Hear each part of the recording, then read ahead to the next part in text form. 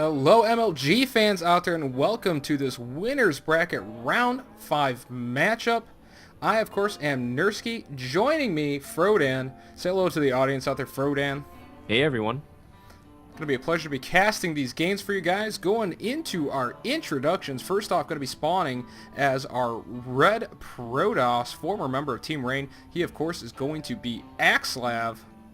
Throwing down the good luck, have fun there to his opponent. Going to be spawning as our Blue Terran from Complexity Gaming. He, of course, is Drewbie. Here we go, guys. Going to be on MLG Shakira's Plateau for Game 1. So, what do you think you might see on this map, Frodan? Yeah, that's actually a good question, just because Shakira's is one of these maps that's been around the map pool since Season 2, Nursky, so it's been around for a very, very long time. Yeah. And a lot of people have hammered down a lot of, solid one-base play, but recently, well, not recently, actually, several months ago, a lot of Protoss players actually started playing really greedy. I know, especially in the North American scene, players like Minigun and In Control would, go for really fast Nexus, and we'll have to see whether or not Axslav incorporates that into his play, because Axslav, his best matchup statistically, according to the Team Liquid player database, is actually his Protoss versus Terran Nursky, so I'm looking for him to make a play. But Drewbie, of course, he's a very underrated player. A lot of people kind of overlook him in light of his teammates. Yeah, I think Drewbie is a very strong player. Definitely has had his moments where he's looked stronger than other times. I mean, anytime these North American players have gone up against Koreans, sometimes they don't quite look as good just because the Koreans' practice schedule and team houses and whatnot is insane, which can make it very difficult. But I mean, overall, Drewbie has always been a really solid player. I think was really at his high point a lot of the early MLGs around 2011, end of 2010. I think that was really like his heyday at the MLGs. Yeah. So probably going to be looking to try and come back here and make a splash in the arena scene. And I think it's kind of interesting that you were talking about how Protoss have been playing a lot greedier lately and a lot of Nexus first type of play, which can be dangerous because if a Terran player does like bum rush you with like a 2 racks, 3 racks timing, you can really be in trouble to try and defend against it. But I think overall, maybe part of that really fast Nexus type of play maybe originated from a lot of those 1-1-1 pushes where a lot of Protoss felt like that was the only way they could hold it. I don't know. Yeah. Because really a lot of times Terrans for a little while there were like basically going 1-1-1 all in or 1 racks expand, which is exactly what we see Drewbie right now doing, is just a 1 racks expand play, which will make Axslav completely safe as he does move into the natural to go ahead and drop his Nexus after his Gateway and his Cyber Core go up here. Although we don't see him doing it right away. Oh yeah, you're definitely right about that, Nursky. And I was kind of chuckling because I remember that period where Terrans just was able to keep Protoss in the dark, and that's kind of why the threat of the 1-1-1 was so huge. But we do see that Axslav gets good information, and the whole idea is, Terran can go ahead and get that economic advantage, and Axslav sees everything, so no doubt he's going to go ahead and expand sometime soon, and it looks like he already has his probe queued up here, Nursky, so no surprise there. Both players gearing up for the mid game already here. Yeah, definitely not surprised at all. I mean, I really think I prefer to see Terran players go more for that 1 racks expand type of play, especially since, aside from maybe a planned 4-gate type of play, getting a little bit dangerous there with the Stalker there, but does manage to get out of there with all of his armor still intact on the Stalker, just losing a little bit of shield, which is perfectly fine. I think I like seeing the 1 racks expand play. I mean, aside from a 4-gate, which you're not typically going to see a Protoss player do, that's really the only thing you have to worry about. And then there was that timing with those 3-gate plus proxy void rays that people were doing. Terrans figured out they could drop 4 barracks with no add-ons and be pretty safe at the beginning of the game. So I think overall the metagame's definitely improved in the TVP matchup. That nerf that they did a little while to Ghost EMP I think helped this matchup a lot. And I feel it's really gotten pretty solid overall, and it really does come more down to push timings and whatnot. And it looks like we actually have Drewbie moving out across the map here with his Marines. Maybe he wants to get a little aggressive here against Axslav. Yeah, in fact, he does manage to pick up that Stalker, so, that Stalker loss will actually hurt Axslav significantly, Nursky, as these Marines are getting up the ramp. We do see Axslav's sentries are actually getting out of position as well, and you don't want to lose those.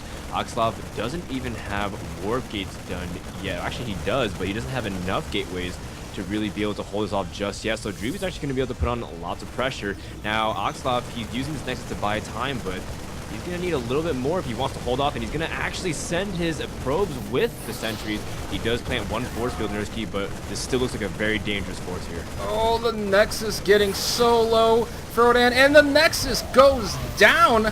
We do see that Axslav will end up losing that Nexus. That is a huge loss for Axslav, as Drewbie just hitting a great timing here with all these Marines. Caught Axslav playing kind of greedy like you were talking about. Moved out with just a handful of Marines, but there was really nothing there for Axslav to defend that. And now that he's lost that expansion Nexus, he's going to just be in terrible shape moving forward in this game. I'm not really sure how he's going to get himself back into this game, especially considering that Drewbie has already expanded. He's taken out all these sentries. Still even has Marines sitting in Axslav's base, now being forced to pull probes, which is about the last thing you want to be doing against Marines.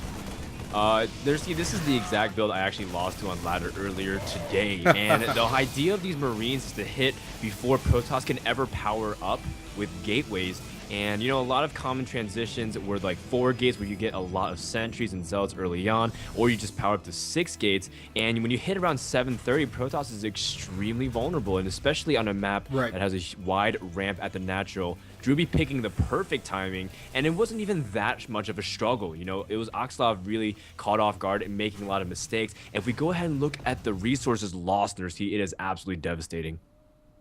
Yeah, I definitely agree with you. 2,475, I should say, total resources lost.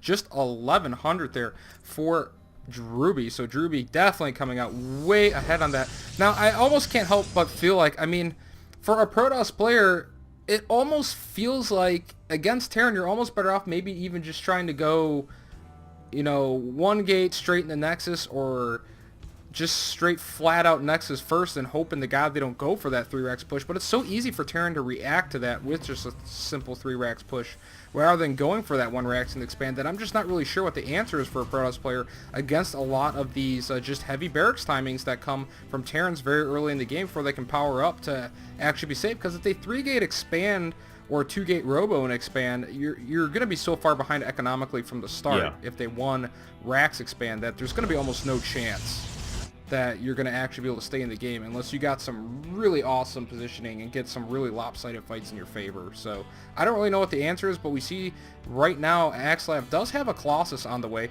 Not going to have Thermal Lance, though, in time for this push that is coming by Drewbie, and I'm not sure how Axslav's going to hold this. No, I mean, Axslav's in a lot of trouble here, Nurski. He only has sentries to force field, and so basically he can buy time, but he's going to need much more than that. Just this one Colossus popping out here, and looks like we do see that Drewbie's still frantically trying to push up here. He's actually pumping so many units out here, and he does end up getting the ramp here, Nurski, but the Colossus should be able to deal with it. Drewbie does use that as an incentive to leave, but for the meantime, Drewbie knows how far ahead he is because Axslav has shown him barely any units here. Yeah, and Axslav actually needs to be a little bit careful here, pushing out a little bit further than I would for my comfort, just because once he does lose that ramp advantage, Drewbie would have been able to just overrun him in the open ground. But Stim is just about to finish up, and that could make a huge difference here, because with that Stim upgrade, if Axslav slips up even just a little bit with a force field or anything like that, Drewbie will easily be able to pounce on top of Axslav. Oh, and we do see that Drewbie's doing all the right things. He's getting upgrades, +1 weapons did finish. He even has a 2nd starport starting as he gets his 3rd, which of course he wants to transition to Vikings. But this force already, if Drewbie even just moved out right now, I don't know if Axslav could actually stop it. And, you know, we're talking about those early resources lost. I mean, the amount of sentries Axslav has lost to this point and how much gas he's invested in lost. I mean, Axslav is very far behind. You can even tell right now in the supply differences. It's over 100 for Drewbie, and Axslav is stuck in the mid-70s. And we actually have a double starport coming out here by Drewbie. Honestly, don't see enough Terrans go double starport sometimes, so if they can actually increase their Viking plus medevac count. See a lot of Terrans will basically just sit on one starport for a majority of the entire game, and sometimes we'll either get medevac light or Viking light at different points of the game. But I like this, seeing the double starport there. out of Drewbie, taking his third base, realizing that he has map dominance. Now, I don't necessarily mind the play that Axslav is doing, going for these double forge upgrades, but at the same time that I'm saying that, we actually have a double drop moving out here by Drewbie. Has 8 Marauders loaded up in these medevacs that he just got. Going to drop them right over here into the main, and we're going to see what Drewbie can do with this. Immediately attacking in there. It's going to just focus fire the Nexus, and Marauders with Stim can be absolutely lethal. We see Axslav repositioning his army to try and deal with this drop. His army's so small, it's going to be so hard to deal with. Good feedback as he has Templar, but Drewbie over here down at the bottom ramp. Axslav leaving behind his couple of sentries so that he can't force field that ramp. So very smart move there by Axslav, using those force fields to keep Drewbie at bay while he tries to deal with this drop, but this drop still going on over here in the back of his base. Axslav going to run out of force fields in not too long. Drewbie will manage to be pushed back, but he did take out that Nexus, which was so huge, and now Drewbie's going to get up the ramp. Axslav misses a couple force fields. Half of Drewbie's army up the ramp. One of the force fields a little bit sloppy, and there's the GG, Frodan, and Drewbie will take game number 1. Yeah, that was just perfect execution from Drewbie, drawing away the attention. I don't understand why Axslav felt the need to bring his Colossus back all the way to deal with the drop when the huge threat was at the force field wall at the ramp. If he could force field and just constantly push back the wall with those Colossus AoE, he would have been in a much better position. So Axslav getting caught between really bad positions, and overall, it was just from the get-go, just was not prepared for the kind of simple play that Drewbie was. He wasn't doing anything crazy. This wasn't metagame breaking, but at the same time, he was just doing something very systematic, and Axslav did not respond to it. Well, probably didn't help Axslav much at all that he didn't really have that big of an army. Might have felt like his ground forces alone without those Colossus wouldn't have been enough to clean up that drop, which could have definitely played into it. That early game Nexus snipe, I mean, if you really think about it, really put things so far in Drewbie's favor. 150 supply to 76 when Axslav GG'd out of the game. But you know what, Frodan? I think we should head over to game 2 here, see who's going to end up winning this series and moving on in the winner's bracket. What do you think? Yeah, so guys, stay tuned for more action here on the MLG North American Qualifiers. We're going to see whether or not Axslav can come back in this series, or will Drewbie close it out here. See you guys at game 2.